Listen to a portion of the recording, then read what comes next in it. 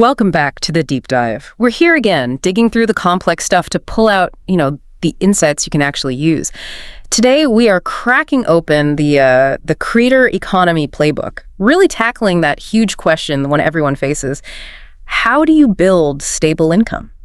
Like predictable income that shields you from the crazy ups and downs of ad revenue. It really is the challenge, isn't it? For anyone who's serious about creating content these days, everyone talks about all passive income. But honestly, very few creators, especially when they're starting out, actually get that consistent cash flow they need to survive long term. The search for stability, it's constant and often feels a bit hopeless. Yeah, but maybe that volatility isn't, inevitable. What we're digging into today, it's absolute gold. Our source material, it's based on these key insights, right? Gathered and translated from this invite-only internal YouTube training camp. Exactly. The kind of operational data, the best practices, that usually stays behind closed doors. It rarely leaks out. It's probably the closest thing you're going to get to a guaranteed playbook, honestly. And the big reveal from that training, it's pretty striking. It may be a bit counterintuitive for some people. Channel memberships, they're saying these are the most undervalued way to get profitability, to get stable channel operation right now. Yeah, most creators kind of treat memberships like a digital tip jar, like a cute little extra feature on the side. Yeah. But the training is clear. This should be the foundation, your core commercial activity. Not just an add-on. Okay, let's unpack this then. We're going to treat this seriously, like the business proposition it really is. So our mission for you, listening in, is really clear. We're going to dive deep into the strategies, the psychology behind why people join, and the actual numbers, the benchmarks you need to successfully set up and run a membership program. Make sure it's not just a hobby, right? But a real stable pillar for your revenue. Right. So before we dive into the nitty-gritty, YouTube badges, emojis, all that stuff, we kind of zoom out. We need to talk about the bigger picture, this huge economic shift that makes this whole membership thing even viable. The subscription economy. Oh, absolutely. It's not just some trend. It's like the fundamental operating model for so much of the modern internet. If you connect this to the wider world, we're basically living in a time where the whole global internet business model has fundamentally shifted. It's moved towards what the training materials call the subscription system, or Dingyizi, as they put it. And it's not just like Netflix or Spotify we're talking about. The materials point to massive companies, right? The ones that used to sell you a thing, like a product, outright. Exactly. Think about Adobe or Microsoft. Huge corporations. They used to sell you Photoshop in a box or Office on a CD for hundreds of dollars. One-time purchase. Yeah, I remember those days. Big upfront cost. Right. And they made these massive fundamental shifts away from that. Why? Because they realized that old model, it just wasn't stable long-term. If you want the latest Photoshop now or the newest Office suite, what do? You pay a recurring fee, monthly or maybe annually. It's the standard now. Their huge pivot tells us everything. The future of reliable revenue isn't in that one big sale anymore. It's in recurring, predictable access. Small payments over time. And this whole model works because it taps into some pretty powerful user psychology, doesn't it? You're basically swapping that huge initial barrier, hundreds of dollars, for a much smaller, seemingly easier fee. Precisely. That low barrier to entry, that's the main lever here. It's fascinating. Instead of asking for, say, $500 up front for some software, they ask for maybe $10, $20 a month. That feels less threatening. Much less. Makes it easier to say yes. So users get access to this top-tier product, this great service, immediately for a tiny fraction of the old cost. That initial decision to buy, much, much easier. And then once you're in, once you've made that first payment, that's when the dependency starts to kick in. It creates this kind of self-reinforcing loop, doesn't it? It really does. Once you've paid that small fee, you kind of feel obligated psychologically to use the service more often. You want to maximize its value, right? Yeah, the I paid for it, I better use it feeling. Exactly that. It's this classic trigger. Okay, I've already paid for this month, so I absolutely must get the most out of it. I can't waste my money. This post-purchase psychological push, it's really crucial for keeping people subscribed, for retention. So, okay, the increased usage, which is driven by wanting to get your money's worth, that leads to the service becoming more embedded in your daily life or your workflow. And the deeper it gets embedded, the harder it is to imagine not having it. So harder to cancel. You've absolutely nailed it. That integration, that reliance, it leads directly to a much higher chance of long-term retention. People stick around. It's a really simple but elegant self-reinforcing cycle when you think about it. Okay, but I have to push back a bit here. If companies like Microsoft are earning less per user each month compared to the old big ticket price, how is this subscription model actually more profitable for them? And, how does that apply to creators? Good question. It's because they're capturing revenue in two massive connected ways that actually dwarf the old single transaction model.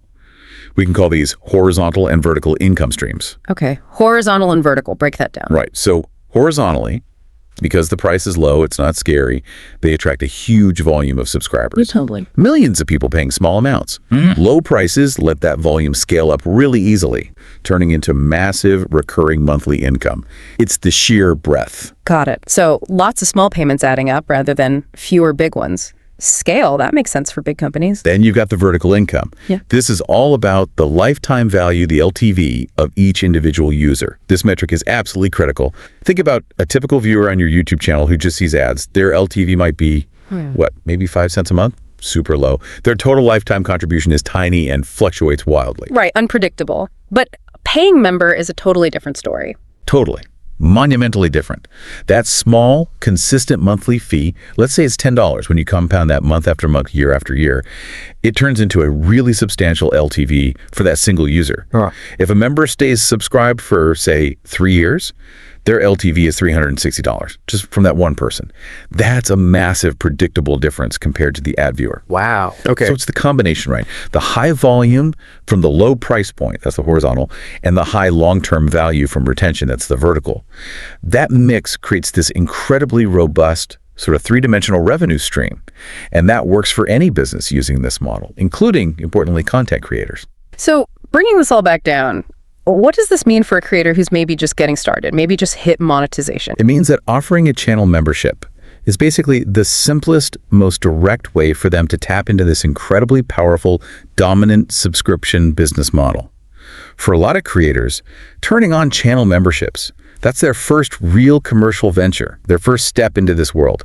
And if you can learn to run a membership program successfully, you're essentially using the same financial engine that powers these multi-billion-dollar tech giants. The goal is identical. Serve your members well every month and keep working to grow that member base over time. Okay, so we've got the big picture, the global trend, why subscriptions work, but now we hit that wall of skepticism, the one most creators feel. I hear all the time, memberships, that's only for the massive channels, the ones with millions of views. But this source material, it totally blows that idea up. It argues memberships are actually crucial for small channels. Yes. Even channels getting just, say, 100 to 400 views per video. And this brings up the single most important question for creators who aren't huge yet. Why on earth would a channel struggling to even break 500 views bother setting up tiers and benefits and all that? Exactly. Seems like a lot of work for potentially little return if your audience is small. Well, the training explains that even those videos with low view counts, they already contain this hidden, incredibly valuable asset, the diehard fans. Yes, the source material used that great term, Tifen. That literally translates to iron powder or iron fan, right? Why that specific phrase? Seems a bit unusual. It does sound a bit odd in direct translation, but it's actually incredibly descriptive in context. Yeah. An iron fan, Tifen, implies someone whose support is, hard, resilient, unbreakable like iron. These are the people who watch every single thing you put out, even if the algorithm doesn't push it to them. They seek it out consistently. Okay, so they're super loyal. It's super loyal, but they might be totally silent, just watching. You don't necessarily see them easily amidst the casual viewers of the one-offs. They're kind of invisible, right, unless they're always commenting or, engaging in ways that take more effort. Right. So if a channel gets, say, a few hundred views consistently on every video, the argument is that there's a core group within that maybe 80 or 90 active viewers who are the iron fans watching everything. But how do you know which of those are actually willing to pay? And that's the point. Membership is really the only official, efficient way to clearly identify this core group and, crucially, give them a way to support you financially.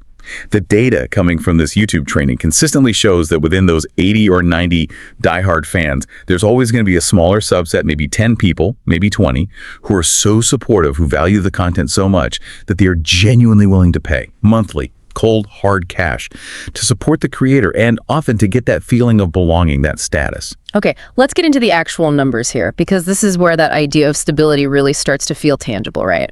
Right. Let's use a simple viability calculation, like the one in the training. If a channel manages to get just 10 members, or maybe 20 members, paying a pretty moderate $10 USD a month, which is kind of a sweet spot we'll talk about later, that channel instantly generates $100 to $200 every single month. Stable, predictable income. Okay, $100 a month. Now, if I'm a creator grinding away, putting in 20 hours a week, $100 might not sound like, life-changing money. I can hear the skepticism.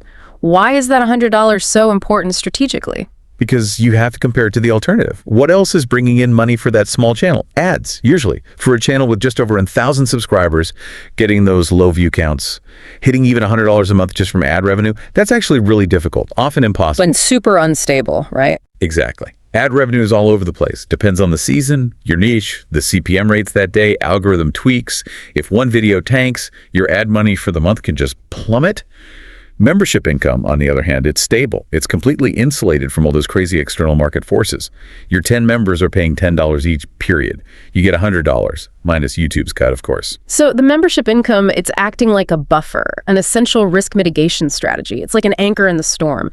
It maybe not about getting rich quick, but about having a guaranteed baseline income you can rely on. Precisely. It might not pay your rent right away, especially at the start, but maybe it reliably pays for your editing software subscription every single month. Or it covers the cost of that new microphone you need. Reliably, that's huge. And beyond the money, membership provides this fantastic testing ground. Ah, right. Using that core group. Yeah, you can use this small, invested audience, your Iron fans, to try out new video formats. Maybe explore topics that are a bit controversial or super niche, things that wouldn't necessarily appeal to your broader audience. You could even experiment with a totally new editing style. Because their feedback is going to be way more valuable, isn't it? They're already bought in. They want you to succeed long term. They really are. You get high quality, honest feedback from people who know your channel inside and out before you expose potentially risky or weird content to the general audience where it might, hurt your overall growth if it flops badly. Okay, makes sense. Now, the materials mentioned a real-world success case, the aquarium coup example. Can we flesh that out a bit? What was that channel about, and what exactly did they do to get such a big result? Yeah, the Aquarium Coup channel, it focuses on really advanced stuff like in-depth care, complex ecosystem design for home aquariums. It's a very specific niche, but the audience is super passionate. So before 2023, their income was mostly, affiliate links for equipment and that very unstable ad revenue we talked about. Sure. Very susceptible to seasonal ad spending shifts. Right. Typical creator setup. Then they decided to activate memberships in 2023. And they didn't just turn on the basic default tier. They really thought about it. They implemented a tier structure specifically designed to appeal to their core fans' desire for that deeper operational insight, the how-to behind their complex setups. So they targeted that exclusive value motivation we'll talk about. And what happened? What was the financial impact? It was genuinely revolutionary for their stability. Within that single year, the first year they had memberships active, that membership revenue stream instantly accounted for 50%, half of the channel's total income for the entire year. Wow, 50%, just like that. Just like that. Think about it. They essentially doubled their reliable income floor overnight, purely by identifying those Iron fans who were already there and giving them a compelling reason to pay. This huge impact really underscores why that internal YouTube training views memberships not as some optional bonus, but is absolutely critical for the overall financial health and, frankly, the operational security of a channel. Okay, stability challenge addressed. We know now why even a small channel should absolutely bother with memberships. But now we got to figure out what they're actually charging for. Let's move from the why to the what, which brings us right into the design phase. We need to get inside the viewer's head, understand those 3 core psychological drivers that actually make someone click that join button. Yeah, understanding these 3 reasons is basically the core strategy for designing tiers that actually work. Every single person who joins, they're driven by at least one of these, sometimes more. Okay, first one, support. This is the simplest, most altruistic reason. They just genuinely think your work is excellent. They believe in what you're doing, and they want to give you money to encourage you, to make sure you keep going, maybe even improve the quality. This motivation often requires almost no special benefit in return. just the feeling of helping. Got it. Pure support. What's the second driver? The second is more transactional. Exclusive value, or ducing indigiazi, as the source puts it, value that can be enjoyed exclusively. These people are looking for something tangible. Unique content, special perks, benefits they literally cannot get anywhere else. They need something concrete to justify spending money every month. They want a return on their investment, basically. Makes sense. Value for money. And the third one? And the third, which might be the deepest driver psychologically, is identity and belonging. The source called it 身份归属, identity belonging. People join because they feel a strong connection, an alignment with the channel's values, its message, its community. They desire a closer connection, a sense of being part of an inner circle or having a certain status within that community. They want that badge, that symbol that says, I belong here, I'm a core part of this. Support, exclusive value, identity. Okay, so when you're designing your tiers, you have to constantly ask yourself, which of these three reasons am I primarily tapping into with this specific tier at this specific price? That clarity must guide what benefits you offer, right? Absolutely, it has to. And that leads you straight into setting up the actual pricing structure. YouTube lets you have, what, a maximum of 6 tiers now? Yeah. And creators really need to borrow a key metric from the world of product management here, ARPU, average revenue per user. ARPU. Okay, explain that simply for, a creator who might not be familiar with business jargon. Sure. ARPU is just the average amount of money you earn each month from a single paying member. You calculate it across all your members, regardless of which tier they're in. So say you have 5 members total. Maybe 3 are paying $5 a month and 2 are paying $15 a month. Your total membership revenue is $45, right? 3 by 5 plus 2 by 15. Divide that $45 by your 5 members and your ARPU is $9. Tracking your ARPU tells you if your overall tier structure is balanced and effective. Like if you have a super expensive top tier but nobody ever joins it, your ARPU is going to be dragged down. Okay, that's a useful health check metric. What's the typical ARPU benchmark across YouTube? What should creators aim for? Well, the training data suggests the average ARPU across the whole platform is roughly $12 USD. The typical range for individual membership prices seems to be somewhere between $2 and $30 per month. Though, highly specialized channels, maybe business-to-business content, they can sometimes charge much more, even $50 plus sometimes. But if your ARPU is hovering around that $12 average, your pricing structure is probably pretty well aligned with what the mainstream audience expects and is willing to pay. Right. Now let's talk about the big mistake, the pricing pitfall, where creators, especially when they're starting out, just massively undervalue what they're offering. Oh, this is such a critical mistake. And it usually comes from fear, right? Fear of rejection. If I charge too much, nobody will join. Right. But the source training gives this really simple, powerful test to fight that fear. Ask yourself, if you drop your price from, say, $199 down to $99, are you realistically going to attract double the number of members? Probably not for most channels. Exactly. For most channels, the answer is a clear no. People willing to pay $1.99 are often willing to pay $1.99 or even $4.99 if the value feels right. So if the answer is no, you should probably price higher than you initially thought.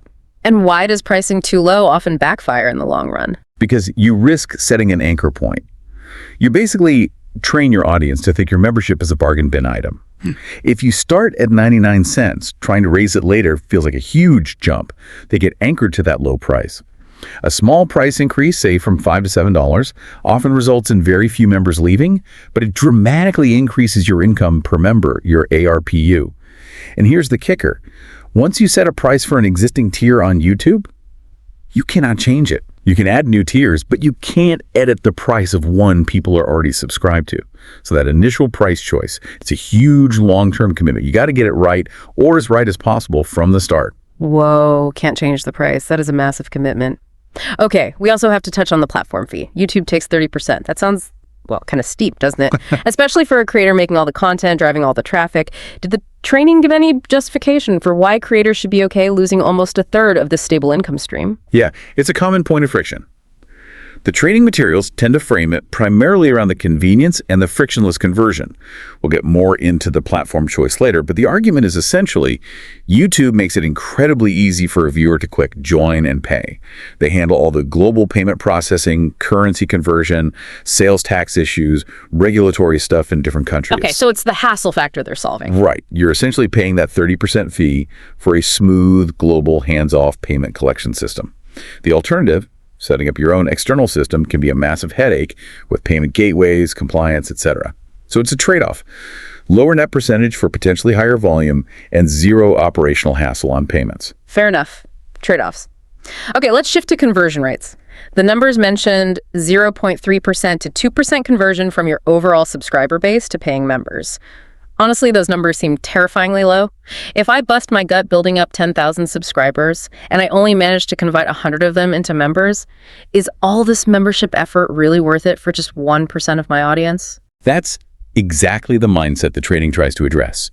Yes, the conversion rates are low across the board. That's just the reality of the creator economy for this kind of monetization. But you have to flip how you think about that 1%. Those 100 members, they aren't just any viewers. They are your Tikyan, your Iron fans. That 1% is potentially paying you, let's say, $10 each, so $1,000 a month in guaranteed income before the fee.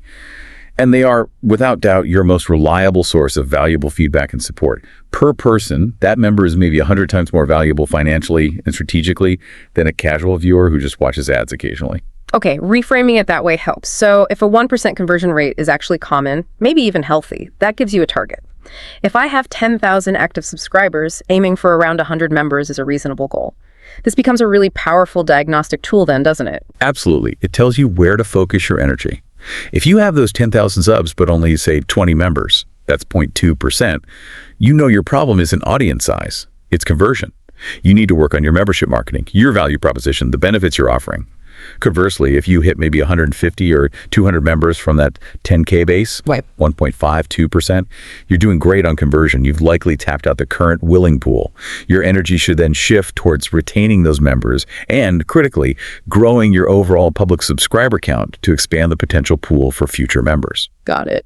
Diagnostic tool. Okay, now tier naming. You can't just call them tier 1, tier 2, tier 3, can you? That sounds so bland. The name itself contributes to that identity and belonging feeling. Definitely. The name matters.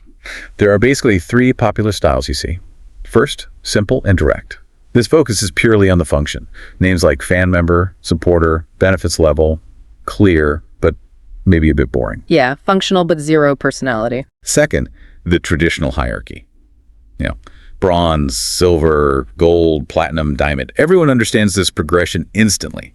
It implies increasing value. Still lacks a bit of unique flavor, though. And the third style, which I think is the most interesting, the creative and branded approach. This is where you can really shine and reinforce your channel's identity. The names must align strongly with your channel's theme, your niche, your inside jokes, whatever. The source material gave that great example. A science channel using names of famous space shuttles for its tiers. Discovery, Atlantis, Challenger, Endeavor. How cool is that? Yeah, that's brilliant. Instantly gives identity, exclusivity, and it feels like you're part of the channel's mission. Exactly. It taps right into that identity motivation and makes joining feel more special than just picking gold. Okay, name sorted. Finally, for this section, let's set some expectations around value based on the price point. What kind of benefits should a member reasonably expect at different levels of financial commitment? Right. At the very entry level, say $1.99 to $4.99 a month, the expectation can actually be quite low. The benefits can be minimal, maybe just the basic badge and emojis, or even non-existent. This is often purely the support tier. People join here primarily to signal their support and get the simplest status markers. Don't overthink the value here. Okay, so low price, low expectation on tangible benefits. What about the middle ground, where most people probably land? Yeah, the mid-level. Let's say $9.99 to maybe $14.99. Here, the expectation shifts significantly. You absolutely need to provide some kind of high-value content or exclusive perks. At this price, people aren't just joining for support, they need a tangible benefit. This tier needs to clearly address either the exclusive value motivation or provide deeper interaction. This price range is often near that average $12 ARPU, so it's where most creators should focus their main value proposition efforts. Got it. Mid-tier needs real substance. And what about the high rollers, people paying $25 or more? Yeah, at $24.99 and up, the expectation is extremely high. You can't just offer an extra emoji here. The creator must commit significant ongoing effort or provide genuinely rare and high-value services to justify that recurring cost. If they don't, people won't stick around at this price. This might involve things like personalized feedback, dedicated deep dive content just for them, maybe early access to limited physical merchandise, or even small group coaching calls. It has to feel truly premium and worth the money every single month. Okay, we've designed the tiers, set the prices, named them creatively. Now comes the hard part, right? Delivering the goods, fulfilling the promise. and doing it without burning yourself out or, crucially, sacrificing the growth of your main public channel.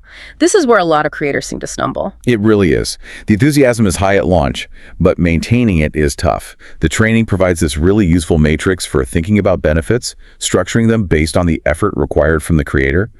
But first, there's one non-negotiable golden rule for tier structure. Ah, yes, lay it on us, the golden rule. It's super simple, but critical. Higher level tiers must include all the benefits offered in the lower level tiers. Always. You need a clear, escalating hierarchy of value. If your top diamond tier doesn't also get everything the gold tier gets, the whole structure makes no sense. People won't upgrade, and it feels unfair. Cumulative benefits are key. Right, makes total sense. Build upon the previous level. Okay. Let's structure this by creator effort then, starting with the absolute minimal commitment, benefits that take literally seconds or are basically automated by the platform. Yeah, these are the easy wins, the low-hanging fruit. Things like the default loyalty badges and standard emojis. YouTube often provides these automatically. You just enable them. Also includes things like member-only community polls or surveys, access to archived videos or past live streams that you set to members only after they air publicly, maybe a small discount code for your merchandise store if you have one. But probably the most valuable low-effort perk, according to the training, early access to new videos. Early access. Why is that perceived as so valuable by fans, even though it takes almost zero effort from the creator? Because you're basically monetizing impatience and identity. Your diehard fans, they want to see your new stuff now. They don't want to wait. And getting it early makes them feel special, like they have inside access, a sneak peek the general public doesn't get. For the creator, it's literally just changing a setting on the video release schedule. Yeah. Maybe 5 seconds of work. Huge perceived value, minimal effort. Brilliant. Okay, moving up the effort scale slightly, what requires maybe a short, say, 15 to 30-minute commitment per day or per week? This category includes things that offer a more personalized touch but still scale reasonably well. Things like promising priority replies to comments from members. You just dedicate, say, 15 minutes each day only to responding to comments with that member badge. Or maybe posting quick status updates, behind-the-scenes photos, just little snippets on the community tab exclusively for members. Setting up a dedicated member-only chat during your public live streams is another good one. These strongly fulfill that interaction motivation. Okay, still manageable. What about the medium effort range? Stuff that takes maybe a few hours of preparation or creation, but offers really significant exclusive value. Right, this is where you start creating truly unique stuff just for them. Think. Actual behind-the-scenes footage that shows your process. Maybe unreleased video clips or bloopers that didn't make the final public cut. Small digital products are great here too. Things like custom desktop wallpapers, phone backgrounds themed around your channel. And crucially, this tier is often where custom designed badges or unique channel emojis and GIFs come in, things that really enhance that identity aspect. Ah, and the source material specifically mentioned using AI tools here, right? To help reduce the design time for those custom digital assets. How does that work practically for a creator? Yeah, this is a potential game changer for making unique benefits scalable.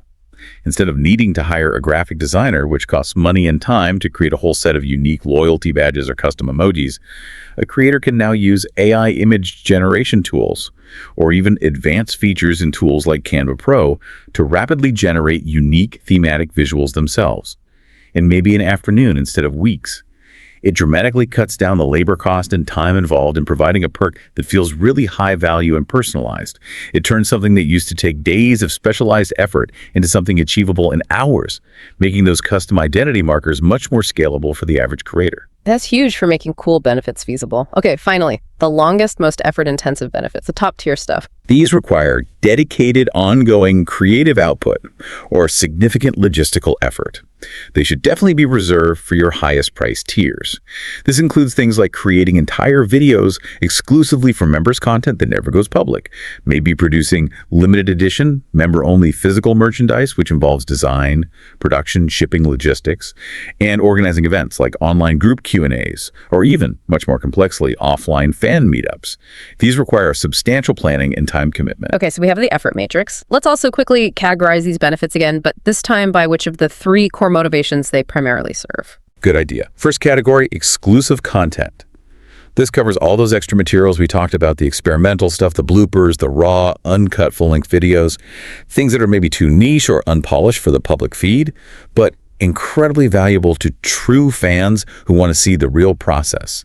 This category also includes things like sharing deeper data, maybe showing your channel's back-end analytics publicly to members, or providing written content like articles, detailed guides, PDFs, maybe even short ebooks related to your niche. Got it. Extra stuff. Second category, interaction. Yeah, this is all about fostering that sense of community and belonging. It's about direct engagement, live stream Q&As just for members, those online or offline meetups. And a really key element here, actively using member feedback to actually shape channel decisions. Asking members what topics they want covered, what formats they prefer. Nothing makes someone feel more like part of the identity group than feeling genuinely heard and having an impact. Powerful. And the third category is pure identity. Right. This is all about the visible status markers, the custom channel badges that appear next to their name in comments and live chat, the exclusive emojis and GIFs they can use that nobody else has access to. These are the signals, the digital flair that distinguishes them publicly as a core supporter, fulfilling that need for recognition and belonging. Okay. Now, crucially, the sustainability test. We mentioned the example of someone burning out trying to do personalized wake-up calls. We really need to stress that the benefits you choose must be sustainable long-term. Absolutely critical. The training highlights 3 key traits for sustainable benefits. First, value. It seems obvious, but the benefit must be genuinely valuable to your core fans. Yeah. If your exclusive content is just 10 seconds of random shaky phone footage, that feels superficial. People will see through it and cancel. It has to have real substance relative to the tier price. Right. Must be actually good. Second trait, scalability. This sounds like the one that trips up most creators who are maybe too generous when they first launch. It really is. You must ensure the benefit you promise is mass producible. Let's really hammer this home. You have to avoid offering anything that requires significant personalized manual labor per member, especially if you hope to grow. That idea of, hand knitting scarves for every member, or making custom birthday cakes, or doing those daily wake-up calls. These are recipes for immediate and total burnout. If you suddenly get 100 new members, let alone 1,000, that benefit becomes literally impossible to fulfill without destroying your health and your channel. Think scalable from day one. If you can't do it for 1,000 members, don't offer it to 10. Good rule of thumb. And that leads straight into the third trait, longevity. Exactly. The benefit has to be something you can realistically sustain long-term. Indefinitely, ideally. If you introduce this amazing benefit that requires intense effort, but you can only keep it up for a month or two before you collapse from exhaustion, you've essentially broken the subscription promise.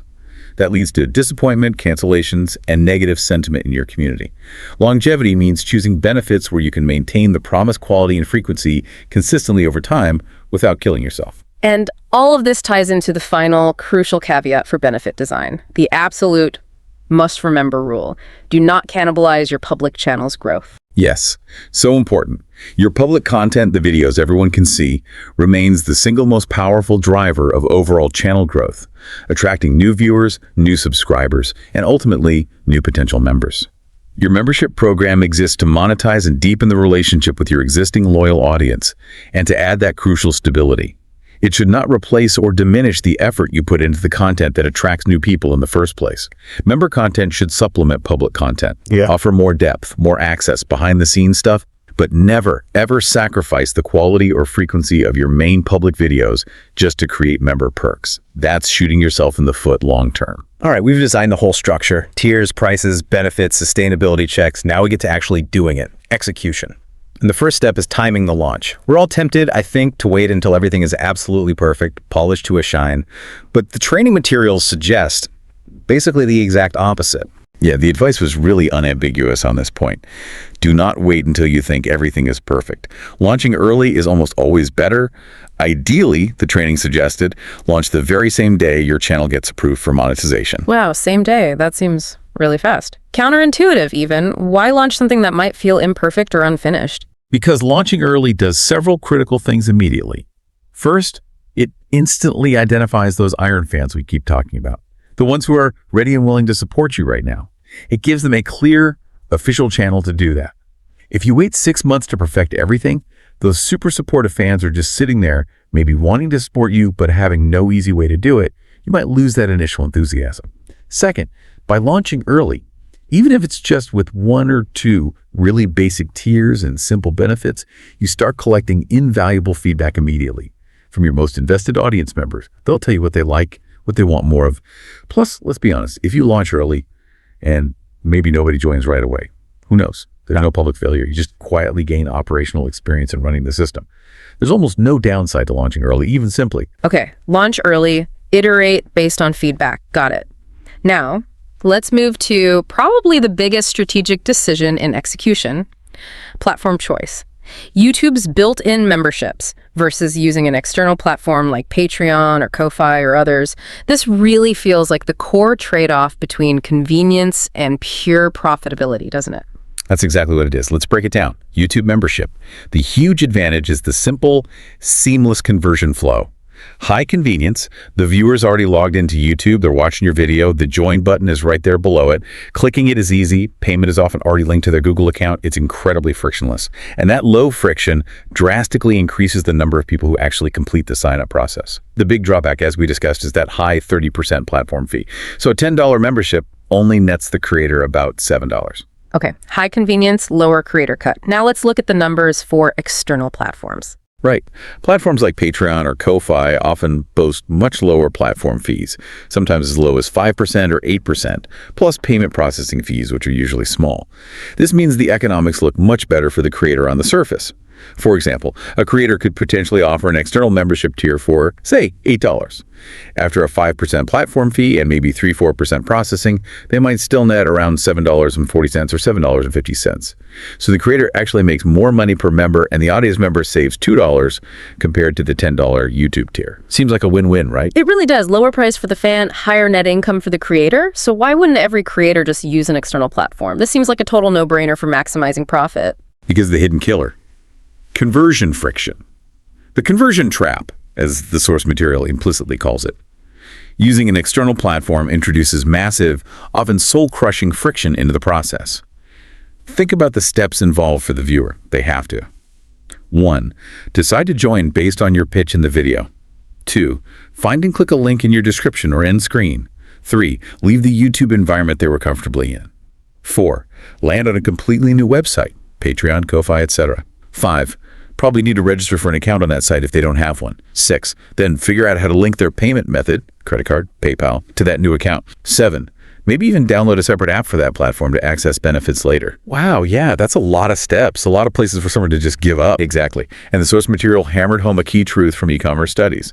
Each additional step you add to any kind of checkout or sign-up process typically reduces your conversion rate by 17% to 20%, sometimes more. 17 to 20% drop off per step. That's astronomical. You could lose half your potential members just navigating that multi-step process.